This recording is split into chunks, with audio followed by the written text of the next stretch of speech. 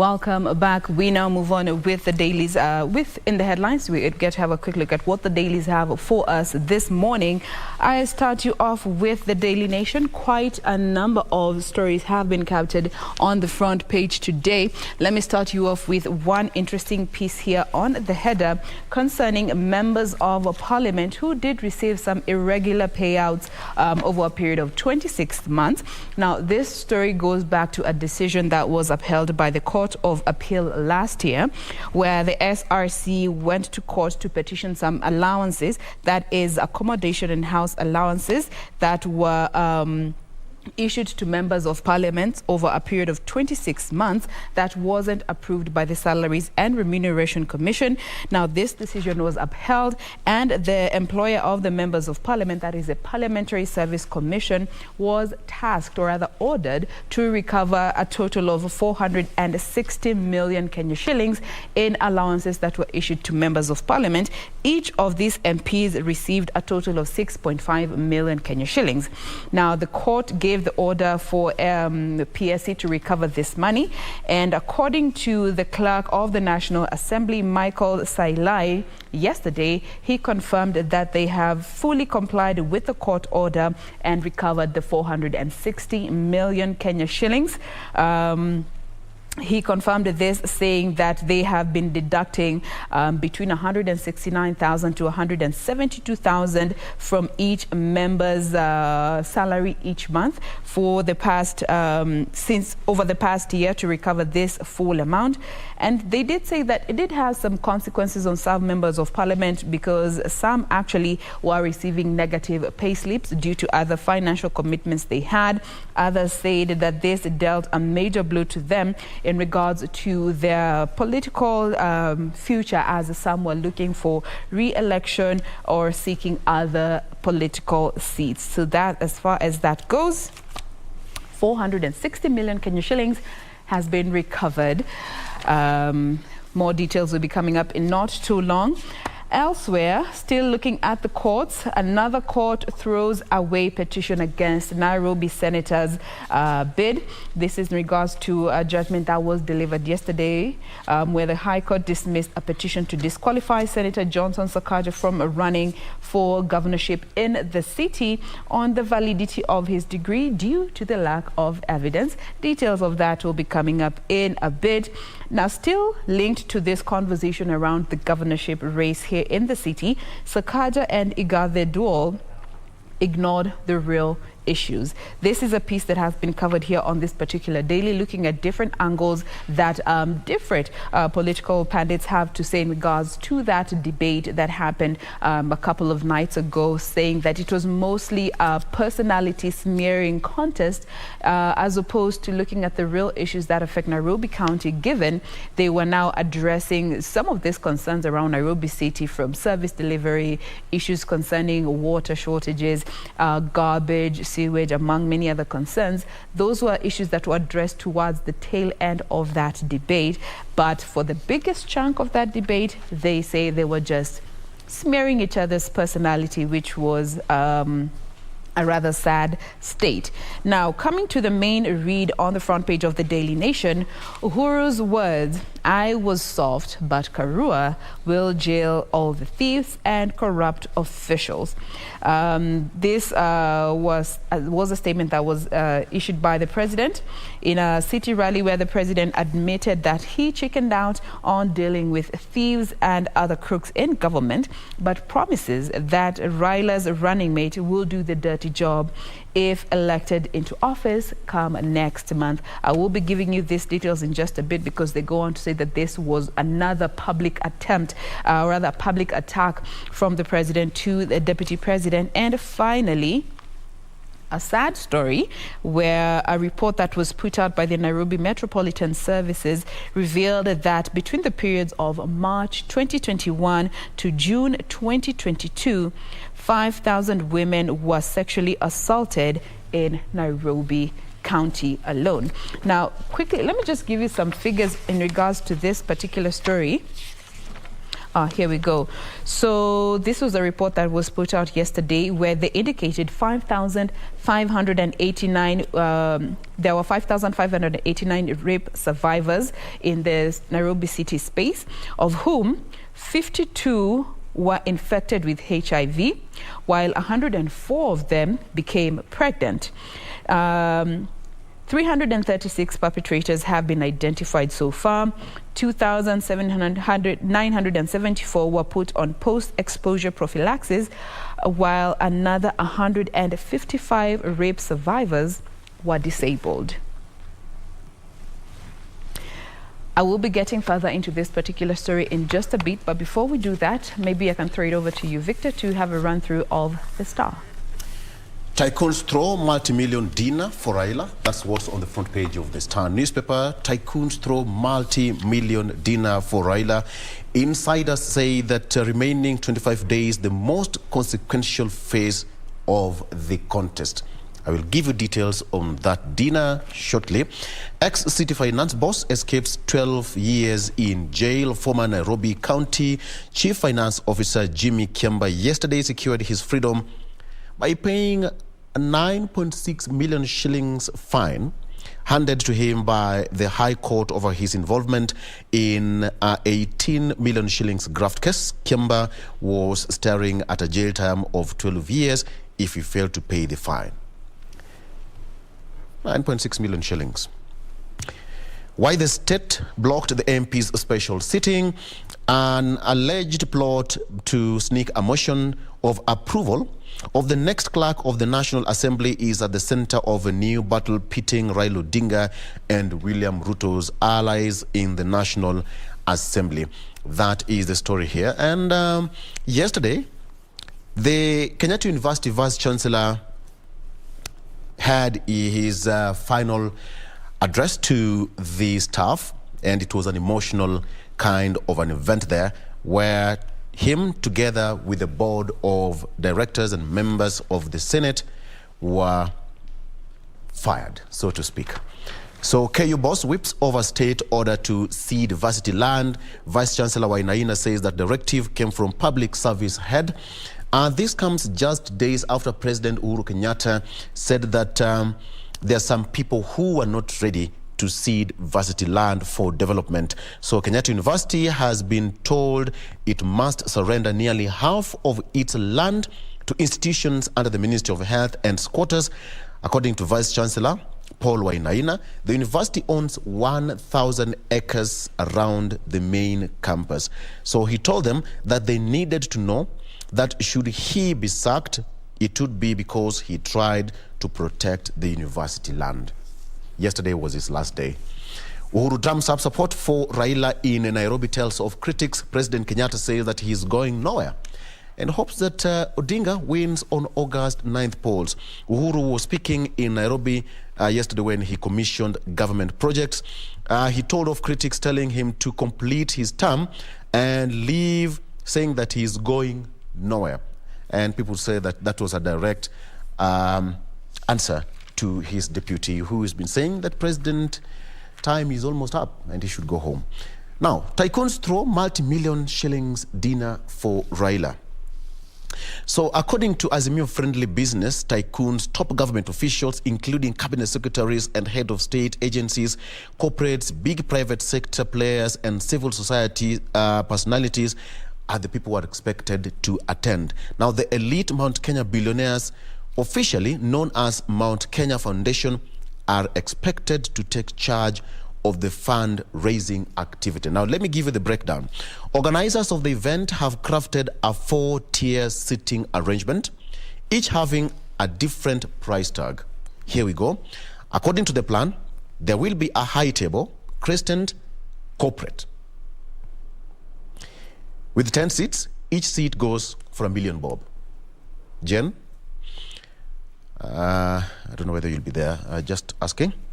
Members of corporate will sit closest to the Azimio candidate, followed by a 5-seater premier category, whose members will also pay $1 million bob. The third category is platinum, where 3 guests will contribute 3 million shillings each. almost at the periphery will be the gold category, where 2 guests will join forces and raise $1 million shillings each to occupy the seat area. I will be sitting somewhere around there. So at the farthest end will be silver members, single guest, who will contribute 500,000 shillings each. It is the lowest category according to the invitation out there. Lens.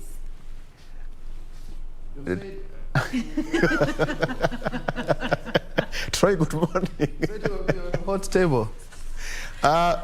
Where will you be? The cheapest seat will be $500,000. Yes. All right. 500,000 Kenya 500 shillings. Gs. Yeah. $5,000 US. Yeah. Give or Don't take. pay, you don't attend. Of course, Yeah. yes. And the most expensive is 30,000 USD. Yes. Ah. 3 million. So That's over 3 million. yeah, there'll be some seats somewhere. If you want to sit next to me, there'll be some seats somewhere. Yeah. So you have to fight for those 3 seats. Now wait to see the memes that will be coming out from Kenyans. Kwani hiyo kiti? Yeah. Yeah. That just goes to show you it is not for any ordinary person. Exactly. It is Politics is not cheap, eh? It is not It's cheap. not expensive. Perhaps of 500,000, it's a what? A VVIP? Silver. 500,000 is silver. That's a Single kawaida guest, seat. uko. Yeah. Regular. Yeah. So the 500,000 is the regular. Yes. yes. Okay. There's regular, there's silver, there's platinum, then there's gold. Way above my Jane, pay you're grade. saying 500 Gs is kawaida.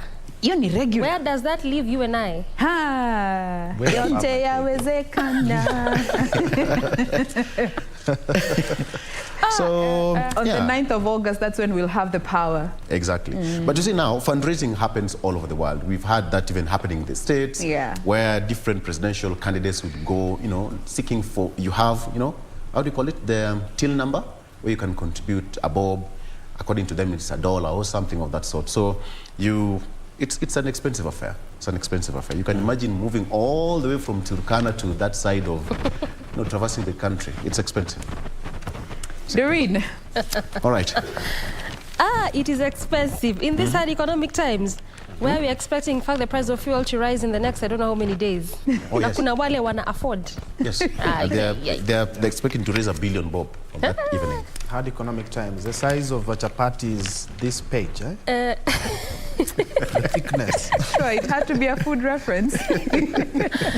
Anyway, let's come to the People Daily. And Uhuru bets big on Raila. That is the flagger that the PD is holding for you this Wednesday morning. This is just as the president was speaking to residents of Nairobi. That was yesterday after this was at various stops after he was unveiling various projects, saying that Raila and Karua are the best bet to continue his project. Also this, he took a swipe on the DP, saying that he was just a sweet-tongued leader who cannot deliver on his promises, and this is why he's really betting on the duo that is Raila and Karua. Away from that, to some bit of education matters now. Yes, it is the back-to-school week, and schools have just reopened, but now the CS warns against fee hike as schools reopen. That was from yesterday on Tuesday, also citing the fact that principals should not hike school fees again. This, he said, because of the high cost of living in the country, and also said that the principals should not be worried of anything or panic, so to speak, because the government capitation will be in banks starting this Friday all the way through Monday. This is to just aid in proper running of the schools there. And also reprieve for Ruto party as Sakaja and Karungo are cleared to vie in polls. This actually took place yesterday after the High Court through that case against Johnson Sakaja, saying that the petitioner did not submit enough evidence that would otherwise perhaps bar Sakaja from vying or running for the governor's seat in Nairobi. And also for Karungo, he was cleared by IEBC, so that's a respite for the UDA party there. And to some bit of what is happening in the IEBC, Right now, again, you can remember that also yesterday they gave another presser, and they said that the country set to attain 96% network coverage for polls. This was just to address the issue of the 3G and the 4G connectivity. Remember, there was that question of the 1,111 polling stations that lacked this, and so now the IBC says that the country set to attain 96% of network coverage for polls.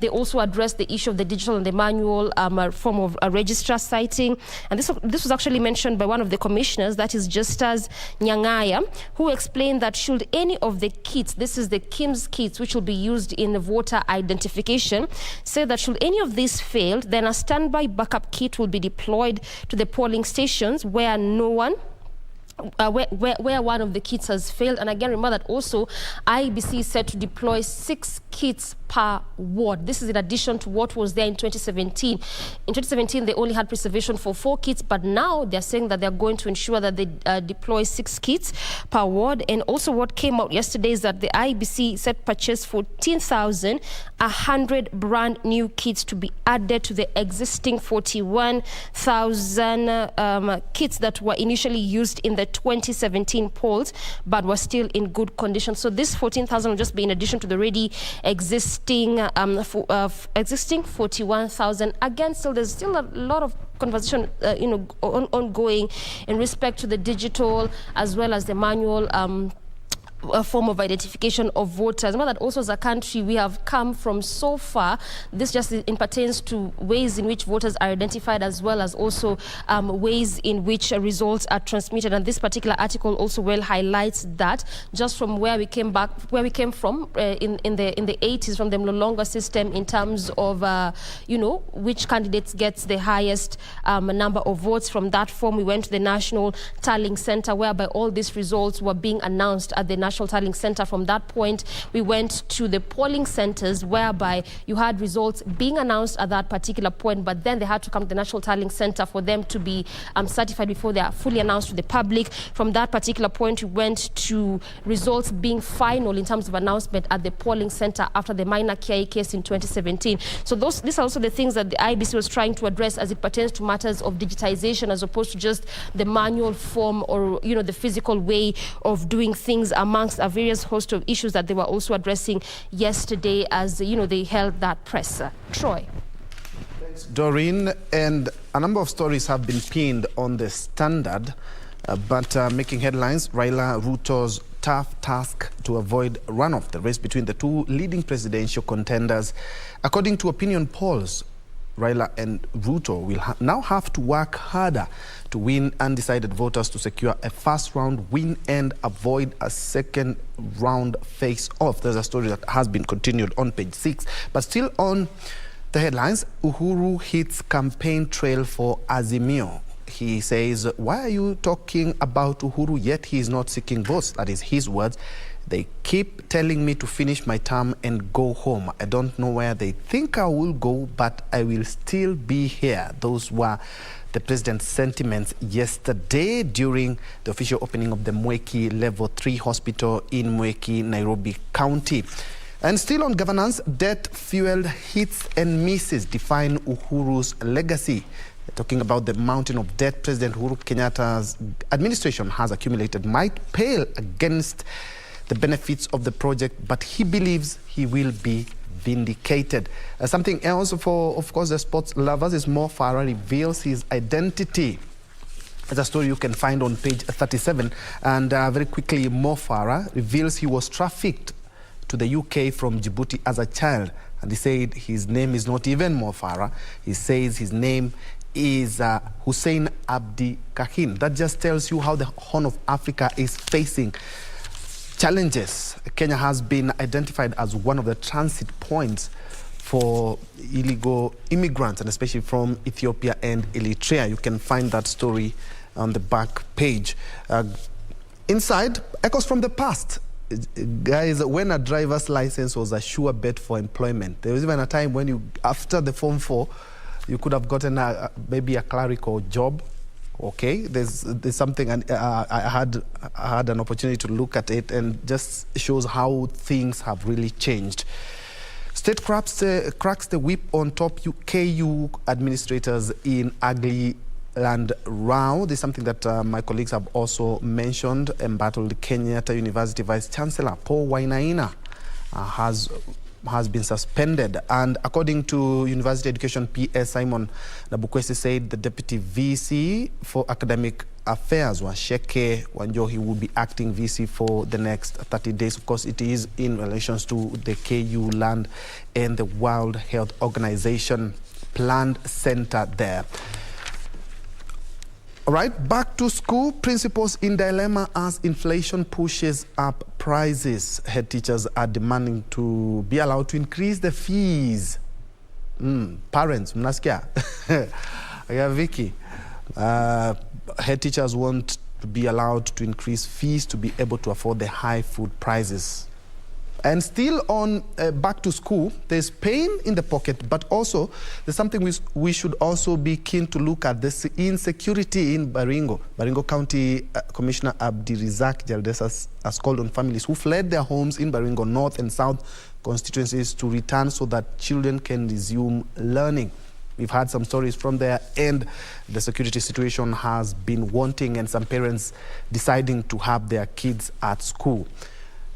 Still on matters politics, why Wajakoya could help swing tight election if it goes to a runoff. This is based on opinion polls, which have now said that are talking about Wajakoya having at least 4%. And according to this article, is that the two leading contenders have their work cut out to secure the August 9 first round. And if they don't, then they will be forced to a runoff. And it's talking about Wajakoya having the cards there. And also still on polls, Ruto says opinion polls doctored by deep state to Raila's advantage. This is something that the Kenya Kwanza has raised on several occasions, talking about they are not showing the real situation on the ground, saying that it's the state that is leading those opinion polls to portray as a mere presidential candidate, former Prime Minister, the Right Honorable Raila Odinga, as leading in those polls. Back to you, Vicky. Let me quickly run you through this particular story that I had mentioned earlier on in regards to a report that was put out by the NMS concerning the rising number of sexual assault cases that have been reported in the city over a period of slightly over a year. This was made public at an event that was organized by the National AIDS Control Council and other entities. Present were the Ministry of Health, Nairobi Women Rep also was represented, as well as the church. That's where they disclosed this particular figures. 5,589 rape victims had been recorded over that period.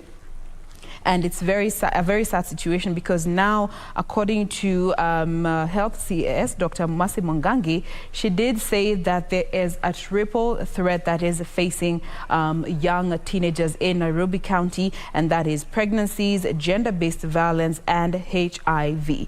These are the three biggest concerns facing young teens here in Nairobi County, and it is a matter that needs to be addressed not just by the Ministry of Health, not just by the government, but also the church needs to step in and be more understanding and accommodative in regards to conversations around abortion and contraceptives. This was a statement that was made by the Nairobi County Women Rep, Esther Pasaris, asking religious leaders to be more accommodating. And especially, she did point out to the Catholic Church to be more accommodative in regards to abortion and contraceptives, given out of this 5,589 figure,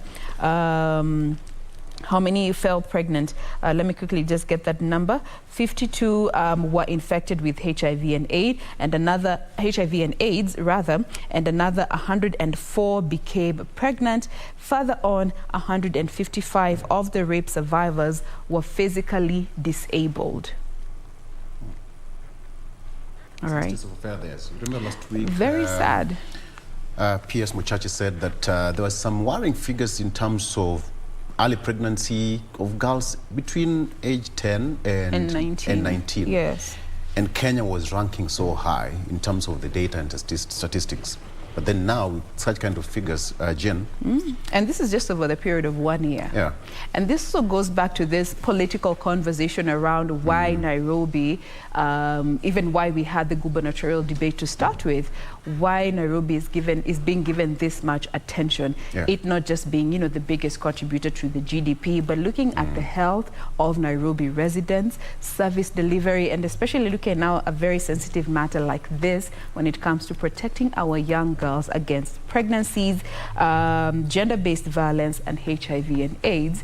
This calls for leadership that will be able to implement this change, these efforts that are being made by different groups to concert them and make sure that they are actually effective. Yeah, and then so leadership begins at home. It does. It does. Begins at home. So, and they've only identified 336 perpetrators out of 5,589 victims that were raped. That's not even a quarter. Big number. Not even 1%. Shows you that a lot still needs to be done in that respect. Yeah. A lot needs to be done in regards to this particular situation. And you can imagine this is just Nairobi. What of the other 46 counties? Exactly, which have not been captured. Which have not been captured, and the reports that haven't been reported, and especially where family members are involved. But again, look at the government institutions given the mandate to protect such kind of, more so, people living with disability. They need to up their game because you realize that most of them suffer because either the perpetrators are not able to come forth and report such cases, or the rate at which such kind of investigations are, are done, it's rather slow. So some people would say, I'd rather sit in silence, rather than going to a police station to report on a case that probably might not even, come to an end. So many people out there are suffering in silence on such cases. And especially, Vicky, on the northern frontier counties, where communities have decided that a lot of issues, family issues, will just be discussed by perhaps a baraza of wazee, and then that's it. That is what they call perhaps a negotiated democracy, if you ask me. But it's actually quite pinning to the victims and the families as well. But there needs to be some harsh consequences. Sexual assault should not be tolerated in any shape, way, manner, or form. But and also especially when the perpetrator has some sense of control or authority over the victim. Because I remember last year we had this conversation right here on Good Morning Kenya, and we had one of the agencies that I will not mention at this time. She told us that looking at a sexual assault case that was reported involving the youngest victim was a father who assaulted a 4-day-old, 4-day-old child. Yeah, I remember that story. 4-day-old. Yeah. I also think that, just as you mentioned, Troy, that negotiated democracy, in the House that will discuss as a family, but also the biggest problem is that whichever mechanism used to solve these issues, they actually go unresolved. Because as a family, they say, unajua sasa ni mtu wa familia yetu tutafanya nini, and nothing is being done. Again, also when you look at those figures, as of yesterday, we're showing that Kenya is actually ranked 3rd globally when it comes to such issues of teen pregnancies and HIV and AIDS. So it just shows you how bad are we doing as a country. We need radical consequences. In some jurisdictions, such kind of sexual violence is... No negotiation. Exactly. You go to the hangman's, gallows, and that's it. I mean, it's a serious offense. It's a serious if you do this, hakuna kuongea, there's no two-way to it. And as Troy said, in some parts of this country, the northern frontier, protect our children. Perpetrators, you're forced, or you're being told to pay a goat or two to the victim and have out-of-court settlement. Mnakaa chini ya some mango tree somewhere, and you're told, okay, Victor, you're going to pay 2 goats to the victim, and that should be it. Shake hands. And remember, the victim gets nothing from the goats and the camels. The victim gets nothing. Yeah. Not even counseling from that trauma. Nothing. Yeah. Serious situation. Okay. Director says that he's getting emotional in the gallery, so we should take a break on that note. Take a medical break. To come at a break kidogo on that note, but I think it's something that should be addressed nonetheless. All right, let's take a break. We'll be right back with more after this.